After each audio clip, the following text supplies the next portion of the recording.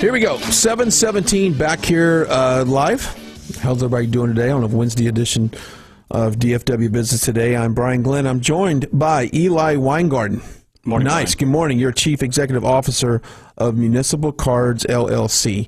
And when I found out about your company, I'd probably say about a month ago, maybe 3 weeks ago, I was like, I got to get this guy on the show. Brilliant idea. Let's talk about what Municipal Cards is all about. Sure. Pleasure to be here. Yeah. Municipal Cards, we are a vendor that is providing an administrator of a program for local governments to offer their homeowners. And in a nutshell, essentially, it is a credit and debit card, which instead of earning a person miles or points, essentially they're earning a percentage of their purchase back that goes directly back to the property taxes. I'm laughing right now because it seems so, what a no-brainer to me, honestly. And I kind of know the backstory, how you started with this, but if we can get into that, how you thought of this idea. Yeah, sure. What inspired it was I had an uncle that was running for city treasurer, and his last name being Lowenberg, he had the perfect campaign slogan, Lowenberg for lower taxes. And in the city that I grew up in, city of Southfield in Michigan, in front of every home practically, there was a lawn sign that said Lowenberg for lower taxes. Well, not surprisingly, he won that election. So after he was in office, I was having dinner with him one night, and I said to him, Uncle, you made this campaign promise of lowering taxes. How are you going to do it? And he's like, well, actually, now that I'm in office, let me think about it. Yeah, it's not going to be as simple as I thought. I want to. That's kind of my goal. But as I'm now in the job, I see city's expenses are going up, and people are paying late or not paying at all. I don't know how I could possibly lower taxes. If anything, we may have to raise taxes. And I realized he's got a problem. Thought, well, maybe there's a solution here that is not typical that I can offer him. And that kind of inspired this whole idea. Because you see this all the time, obviously, in credit cards and debit cards, and credit unions are big on this as well. Every purchase you make, you get something back. You get points. You get a round-up change in the Bank of America type of thing. So the concept is not all that new, but I think what it goes towards is brilliant and refreshingly new. Yeah, the application of that particular industry in this method, in this path, makes now a real productive program on that, and in the industry, in the financial service industry, specifically around these reward programs. People are earning points and miles that they never ever use. Right. But what's nice about this is because we're dealing with spending, we have the ability to also now use this program to promote local spending. So we can increase reward based on where they spend, and now you're driving local traffic. So you've got now a double benefit of not only reducing taxes, but also increasing local spend, both which benefit the local, well, here in Texas would be the county, as well as local business, and ultimately helping yourself. Okay, this has not officially been rolled out yet. Is that right? Correct. Yeah, this is years in the making, and our platform finally goes live in about a month. And we're right now working in 10 different states to have this adopted in various cities and counties where specifically there is a heavier tax burden than other places. And obviously in Texas here, we don't have state income tax. Property taxes is relative to the rest of the country higher. And as home values are rising here, property tax, therefore, goes up as well. Yeah, and I think property tax is probably one of the biggest gripes that a lot of people have is about the property tax. They don't gripe as much about anything else than property tax. So if you can find a way to alleviate that and help ease the burden of paying it, lack of a better term, I love it. What's the feedback been from these governmental, these counties and these states? Very good overall. I mean, they're excited. This is not. They're open to it. Very open to it, and I mean, there's really not any. There's no downside. We don't charge them for the program. They don't have any cost in adopting it, in promoting it. They're just benefit to them, benefit to the homeowners, benefit to local business.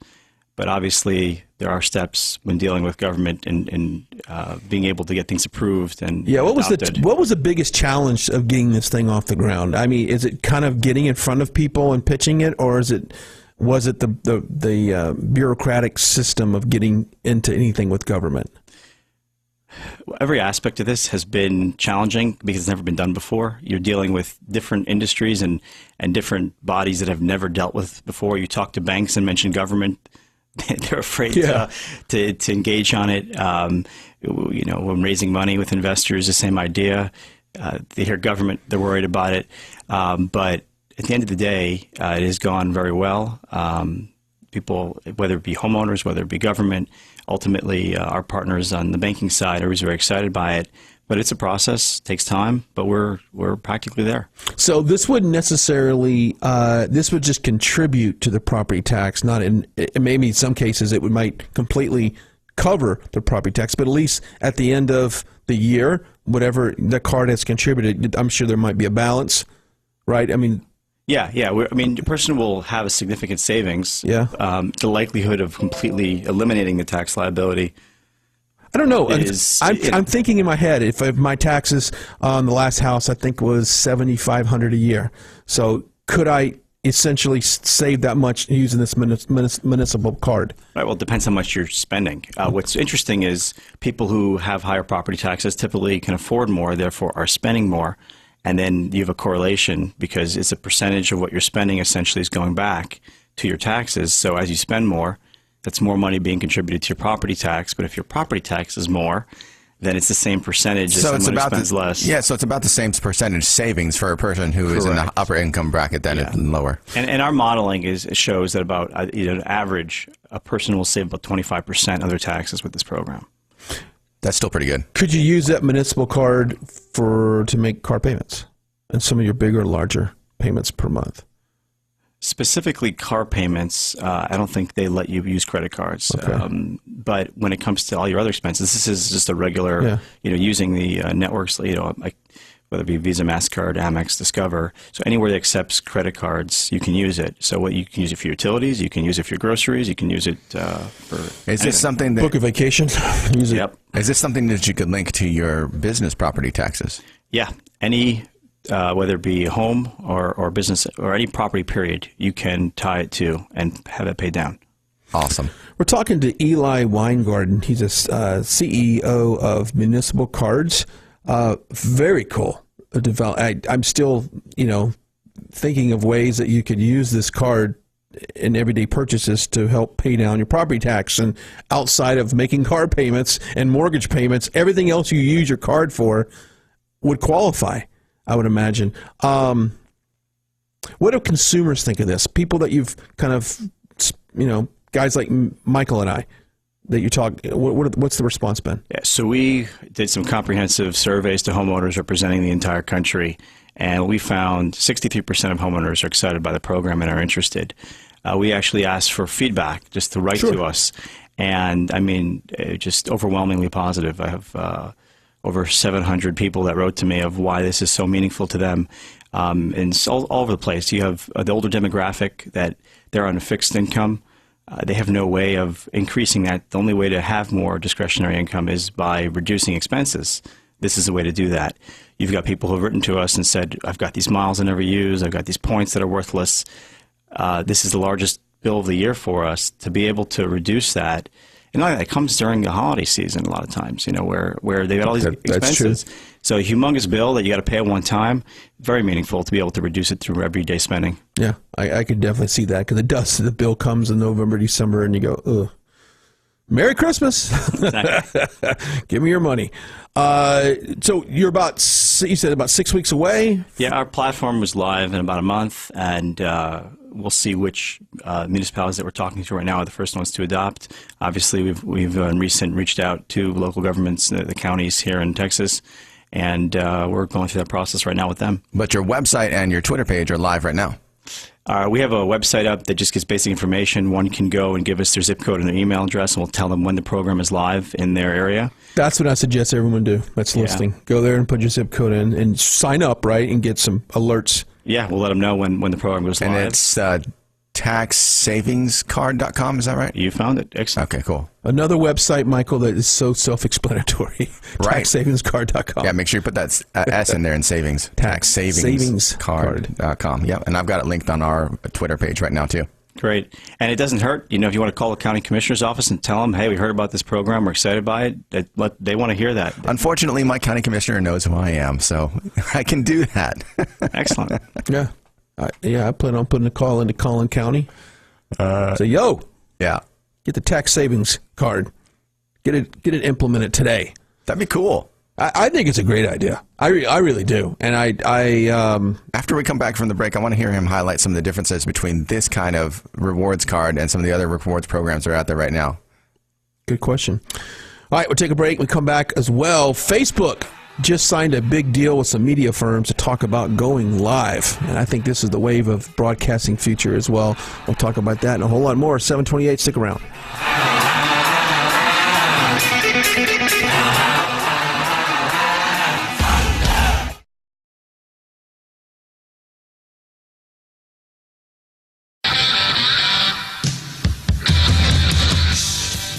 All right, we are Bad to the Bone, and we are now broadcasting live, if I can get this stupid camera off my face, live on Facebook, talking about this new debit card. It's really amazing that you can actually shop to drop into your property tax drop.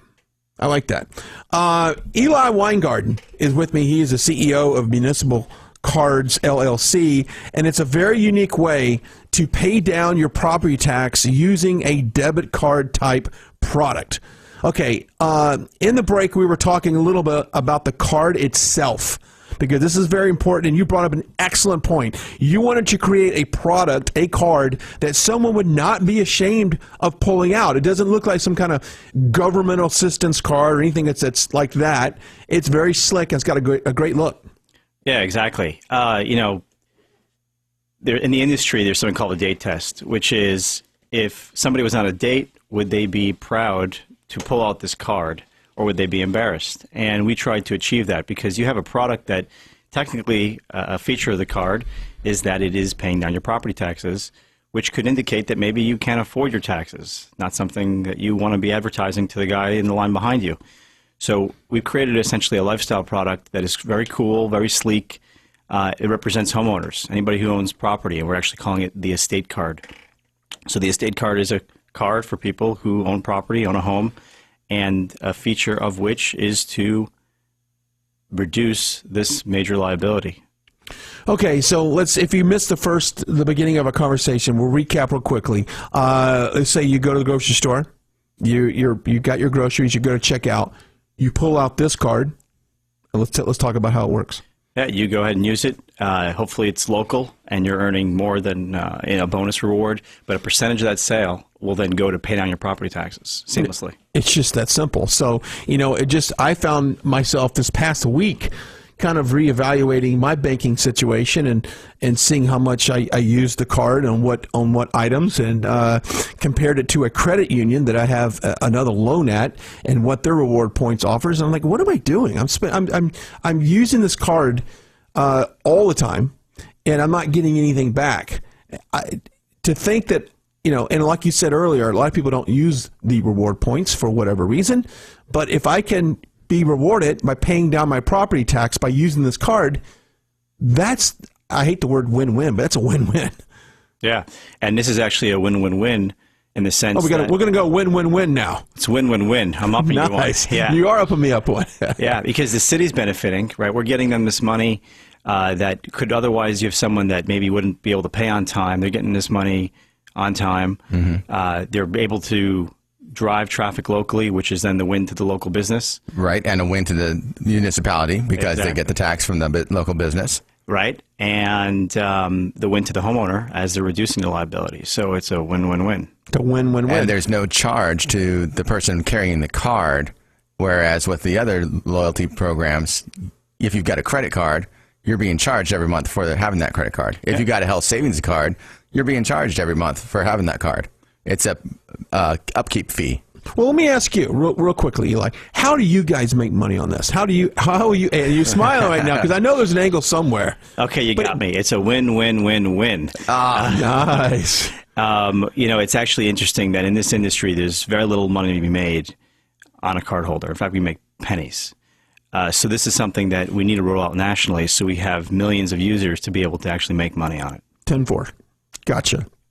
And you're in the process of doing that. You're about 6 weeks away from rolling out and having your first. What state will be the first one to the game on this?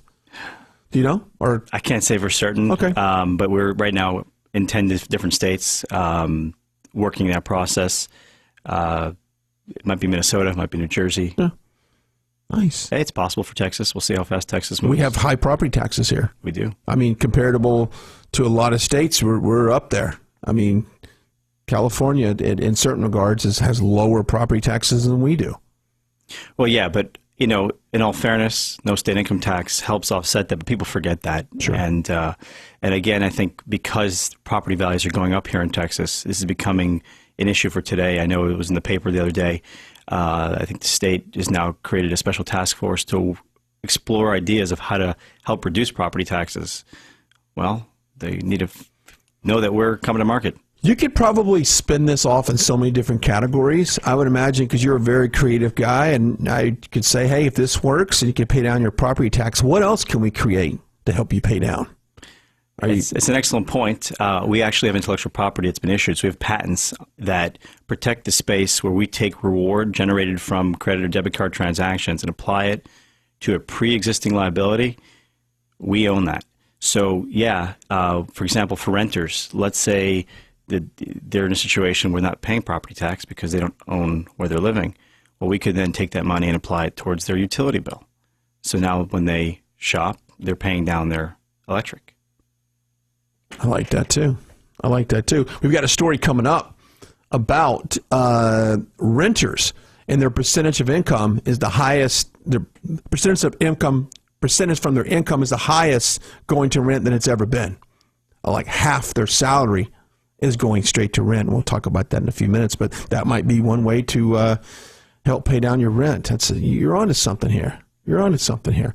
How can someone get a hold of you and get more information on this tax savings card?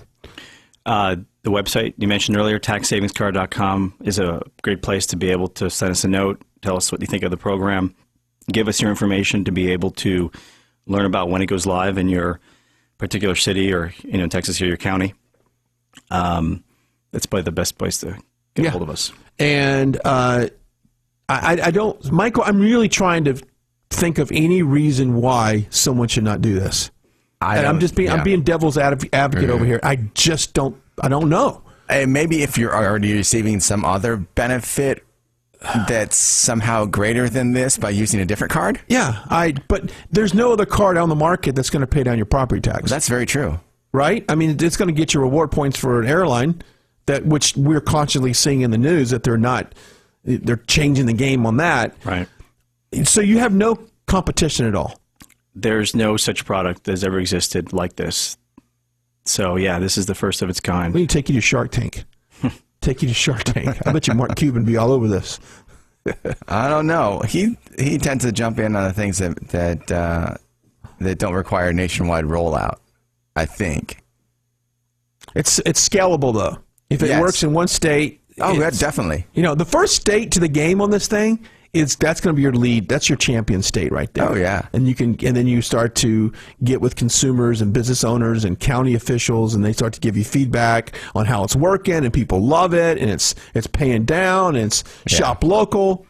Then you take that campaign, and then you go and you get the next state. Well, yeah. I think Eli, though, is further down the road than where Mark Cuban would jump in and start helping him. Sure. Am I right? Yeah, exactly. I mean, it's been 6 years of work on this. So, at this point, we're in that final stretch. What's your day job?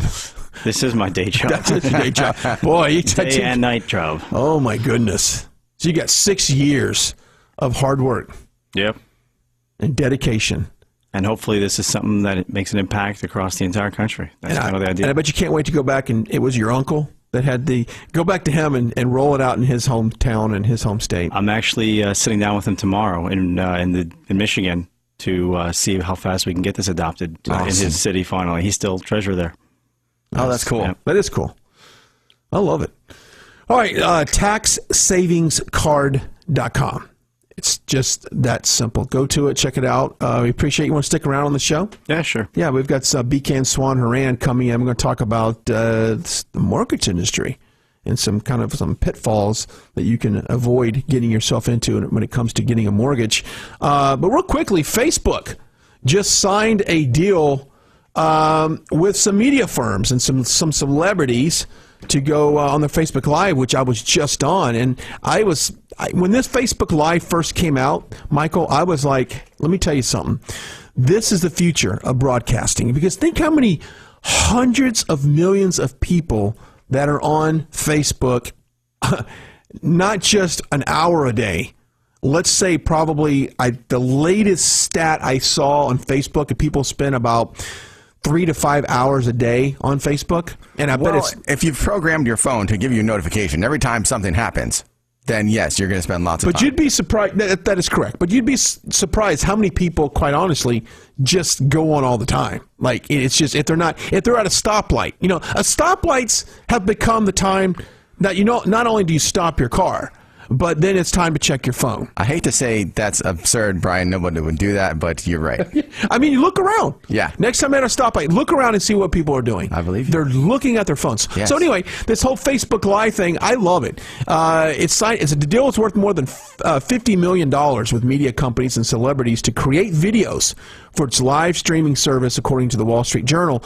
It's got about 140 deals, including CNN, New York Times, Vox Media, Tastemade, Mashable, and Huffington Post as well. Comedian Kevin Hart, celebrity chef Gordon Ramsay are one of the ones that have signed on and said, hey, we're going to give you original content. This is the future of broadcasting. It's accessible. It's Facebook. It's 24 hours, 365. You can't get away from it. And of course, they'll find a way to monetize all of this and have pre-roll videos on this stuff. Oh, yeah. Banner, lower thirds. I mean, they're going to get really creative with this. But that's why I like the Facebook Live, because if a lot of people can't listen to us for some reason, but they get the notification that we're gone live, they'll watch the video and at least see the headlines. So one would hope. One would hope. Yeah, I think the celebrities are stealing all of our thunder, though. People are going to go watch the celebrities and then not have time for us. That's the way it always goes. Well, it all can't avoid the celebrities. Well, it all depends on what is. I remember the first time I ever went Facebook Live. It was when Lady Antebellum's tour bus caught on fire, and I was one of the first people at the scene. I didn't have a way to go live on television, but I did have Facebook Live, and I logged on and slugged it. Lady Antebellum's bus catches fire. I'm sorry, that was on Periscope. Yeah, that was Periscope. It's the same thing, though. It's the same. I mean, essentially the same thing. And people, they watch it. It's all about the slug. So a guy like Kevin Hart, or one of these celebrities, puts up a headline that they're live somewhere doing something. People go to it. 7:44. We'll take a quick break. We'll come back. We'll wrap up some other headlines. And we'll make room for Bekan Swan Haran. Stick around.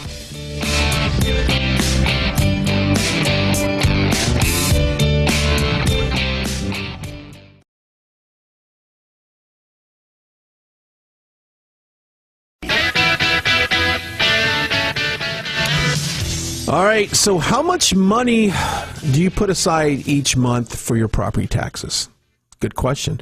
Our guest, Eli Weingarden, is the CEO of Municipal Cards, and we're talking about paying down your property tax using this type of debit card system.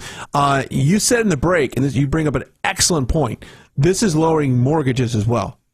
Yeah, half the country right now is escrowing their property taxes with their mortgage.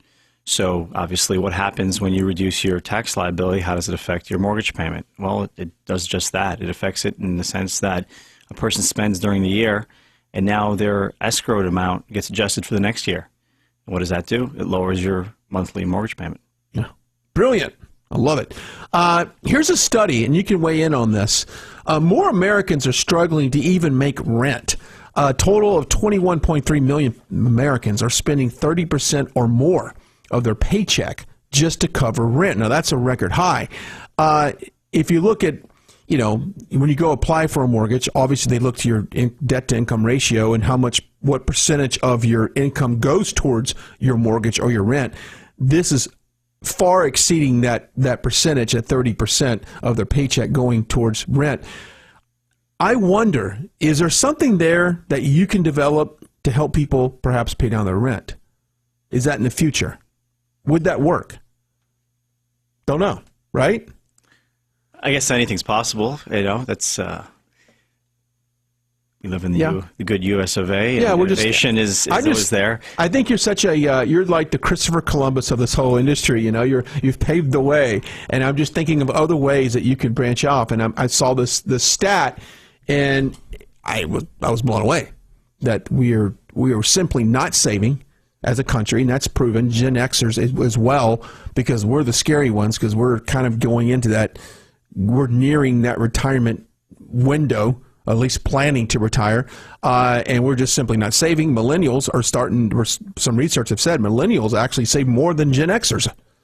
Yeah, there's one thing that can be done is, even for the property tax card, this tax savings card as it is, if a renter were to get the card and tell their landlord, "Hey, I'm going to go ahead and earn money towards the property taxes. Can I get a credit for what is being applied?" I don't see why landlords would tell them no. So this product could help even renters. Yeah. The middle-class renters in expensive cities are struggling the most. In the 10 most expensive cities to live in, nearly 75% of renters earning $30,000 to $44,000, and 50% of those making $45,000 to $75,000 are living in these hot markets that are considered cost burdens. They just simply they're spending more, up to 33% of their income on rent, and that's not allowing them to save for a down payment so they can buy a house. It's like they're just paying so much in rent. They can't afford to save. If not, forget about saving for retirement. They can't even save to put on a down payment on a house. So we're in this situation. It's a scary time that we're in. That housing is going up, property taxes going up as well. People aren't saving. More people are renting, spending more of the percentage of income in rent. What do you do? It's interesting. I saw another report recently that coincides exactly what you're saying right now, that consumers, I guess, are acknowledging this. And if they're left with discretionary income, let's say they get a tax refund or something, instead of going out and buying a new big screen TV, they're actually being responsible and applying that towards living expenses, paying down debt, applying it to their mortgage, applying it to the property taxes. So I think this is just kind of a shift in today's economy of how people are behaving when it comes to their living expenses. Yeah. We had a list out the other day of the most expensive cities office space to have an office in, and Hong Kong was number one, and London was up there as well. They kind of go back and forth, actually. But here's some of the top 10 most expensive cities to live in. Number one is Hong Kong. No surprise there. When you look at the amount of it takes just to live in these cities, you're talking about an average 2-bedroom apartment in Hong Kong going for around, I still don't believe this is right, but around $3,700 a month for a 2-bedroom. New York, London, respectively come in with 2-bedroom. I'm sorry, let me back up. $5,100 a month for Hong Kong, and $4,500 a month for London. So they're right there.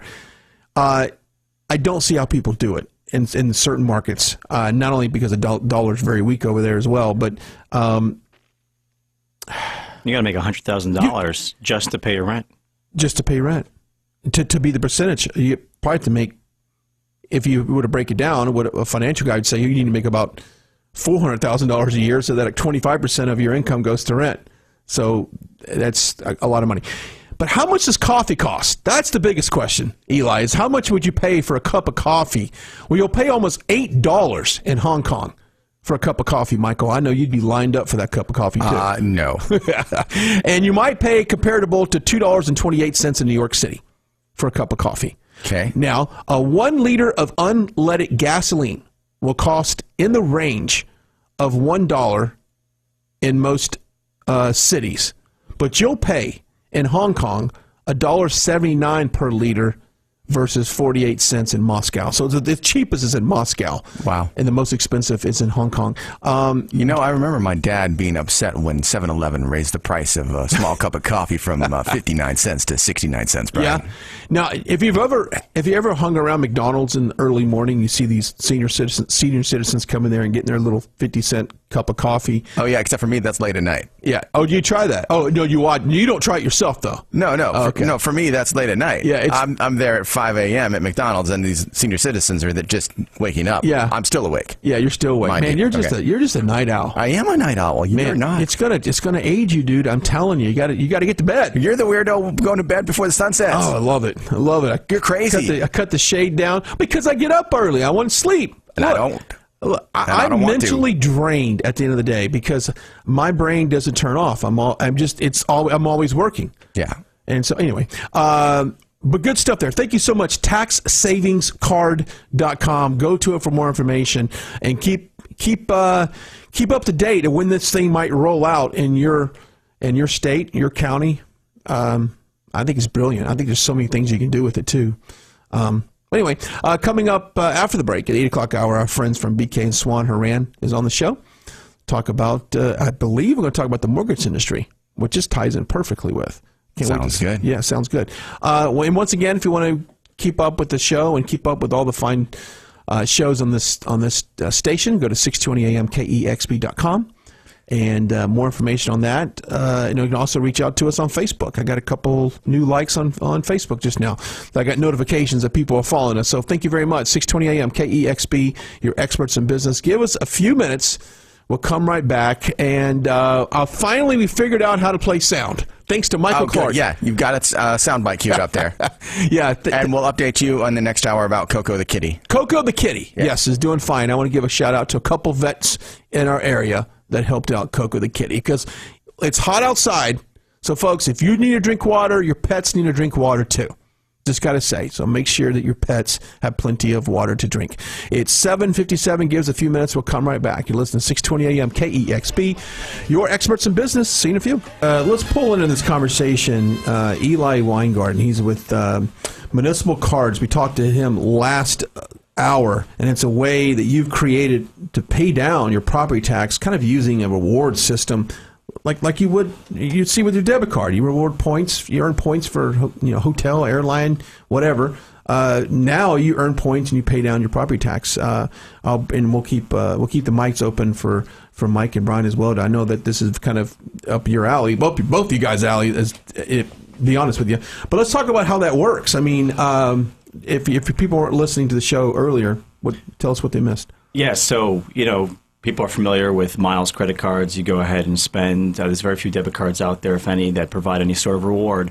But people are used to, miles, points, cash back. What we've done is we've now created a platform that allows people to get our card, which is offered by the local municipality. It's a branded product by the local government, in which if a person spends on this card, seamlessly with no action of that card holder, that reward money pays down the property taxes.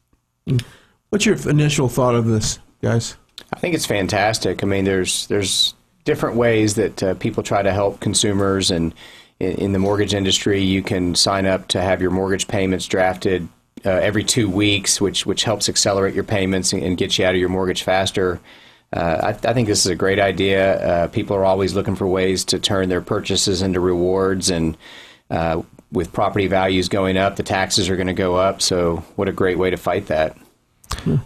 Yeah, and from a tax perspective, I know we were kind of talking off air. The idea that you still get the full tax deduction for the full property taxes, even though you're getting it reduced by the rewards you're getting back from the card, is pretty fascinating to me. It's a great idea. Go ahead. The county is not reducing taxes. This program effectively reduces taxes by this reward money paying down the old tax amount. So you get the full write-off of the property taxes as if it was, even though you're paying less, but it's for the full amount. And just an interesting point we mentioned earlier is that the IRS does not look at rewards earned as a byproduct of spending as new income. They look at it as a discount on purchases. So you're not taxed on that money that's generated. So you got tax-free money paying down a tax liability, which you can still fully write off. And let's talk about how you came up with this idea, because it's pretty funny, I think. I don't think Yeah, it's a bit of a personal story. Grew up in the Detroit metro area in a city called Southfield, and I had an uncle that was running for city treasurer. His last name being Lowenberg. He had the perfect campaign slogan, Lowenberg for lower taxes. And I had that image in my mind driving down the street and seeing all the yard signs at everybody's front lawn saying Lowenberg for lower taxes. There was an incumbent that no one thought he could win, but in the end he won the election. So he's in office, and I'm sitting with him for dinner one night, and I say, Uncle, so how are you going to do it? How are you going to lower taxes? And he looks at me and he says, now that I'm in office, it's not going to be so simple. The city's costs are going up.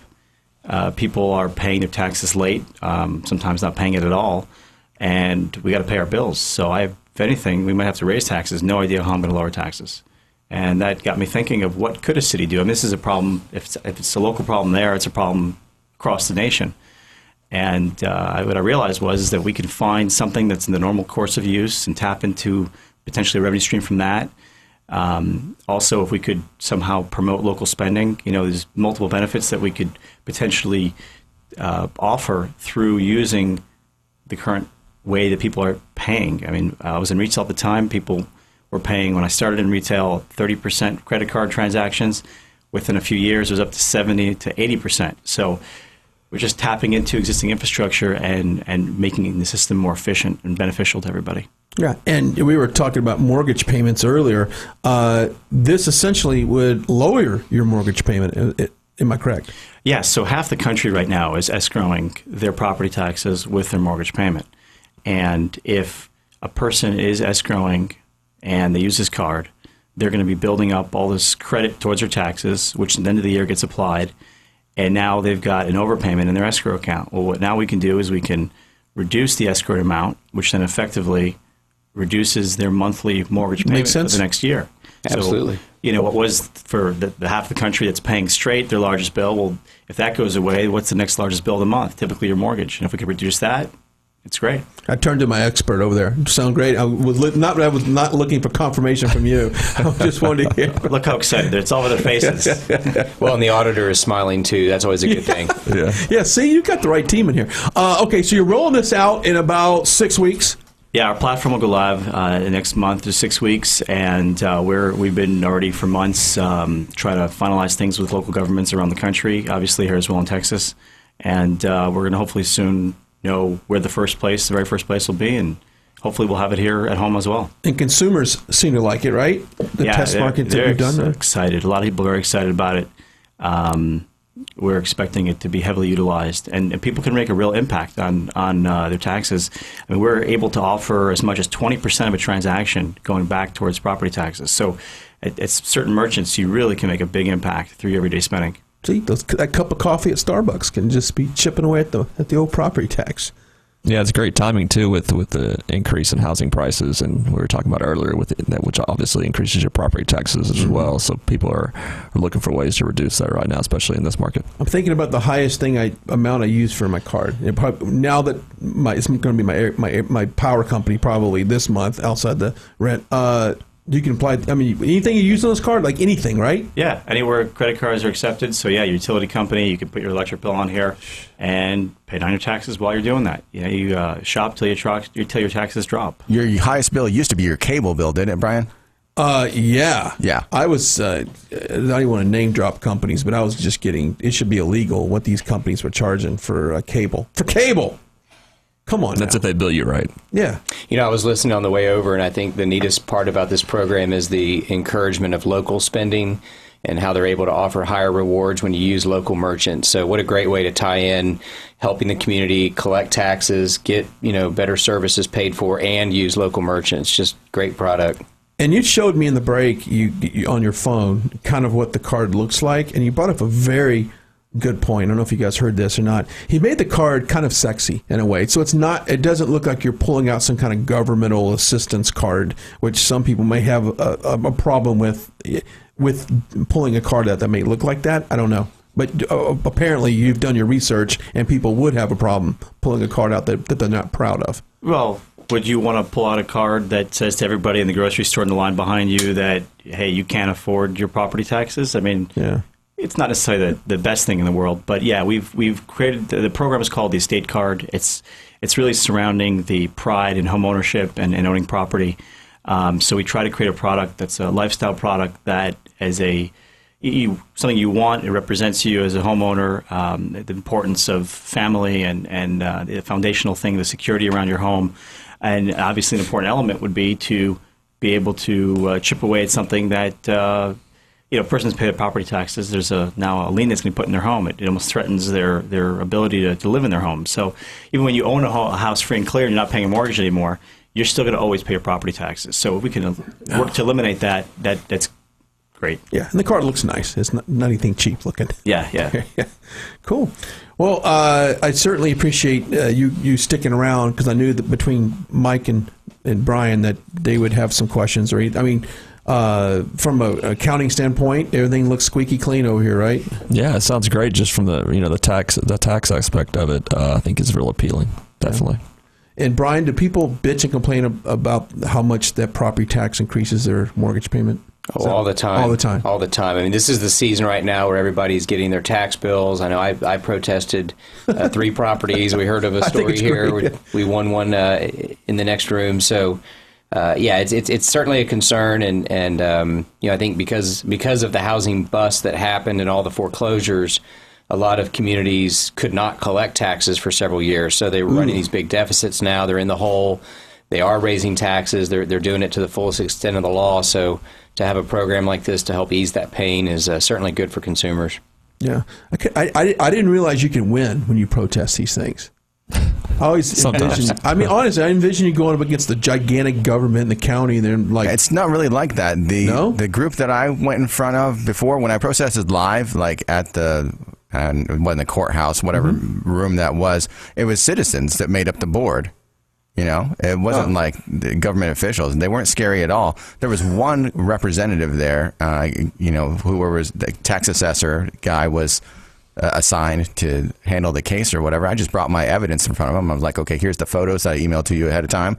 Here's why I think my property shouldn't be as valued as much. And none of the houses around my neighborhood are selling for as much as you think my house is worth. So there. I thought you were going to say there's one scary woman that looked like a man.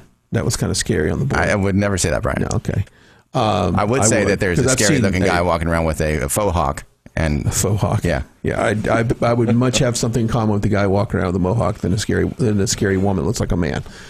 Let's talk about credit real quickly, because I had a buddy of mine chime in on the break via my text, said that credit ratings are down 30% in the last 8 years. I'm sure you've seen that in your industry, as far as people you run their scores and like, how can I get this deal done? We have, and I think that there were some unfortunate side effects of kind of the loose lending that happened in the last 10 years. So you did have a lot of defaults, people that probably got in over their heads, buying too much house, too much car, no down payment, no skin in the game.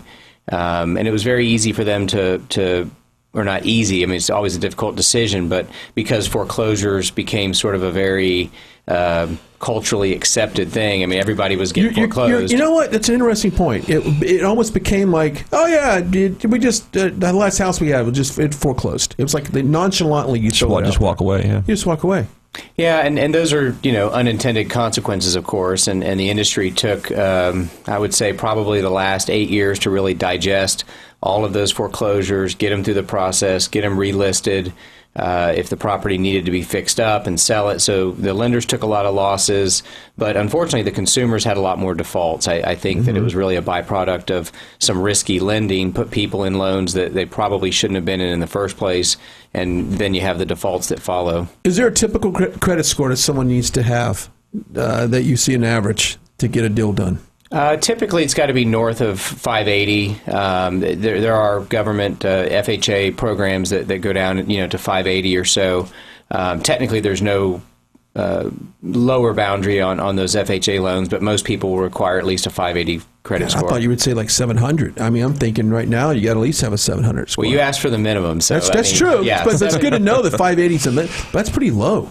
Yeah, there's a lot of compensating factors that have to go into that. So the other thing that's really changed in the industry is you mentioned kind of the .com lender. So there was a lot of push button, go online and just get it done. Nowadays, you have a lot more human beings looking at these deals. What are the compensating factors? Why does the person have a low credit score? Was it a medical issue? Was it a foreclosure? Where are they now? So at the end of the day, you're really trying to determine the borrower's ability to repay, and as long as you feel comfortable that they can afford the payments and have the stability to continue, then you're going to make the loan. I love it. It's a little bit more of a human aspect. Absolutely. Common sense lending. Common sense. Why don't you trademark that? Does anybody have that common sense lending? I think you should. I think it is. Write it down and mail it to yourself and postmark it, and then it's yours. Which I found out a couple weeks ago that doesn't always work, because we'd come up with a good idea and we'd write it down on a piece of paper and we'd mail it to ourselves and timestamp it. And the attorney that was on the show was like, "That's not going to hold up." I'm like, "That's a cheap man's copyright right there." Well, thanks for hanging out with us. And website once again for you, benchmark.us. Okay, and then bkmsh.com. There we go. I got it. And then for you, it is, let me guess, hang on, municipal tax savings card.com. Yep. Tax savings with an S card.com. Thanks so much for joining us, man. Thank you for having me. I love it, man. Good stuff here. We'll put up the links to some of the stuff we talked about on our website as well. And we'll see you here tomorrow, bright and early, 7 o'clock, for another edition of DFW Business Day. Have a great day.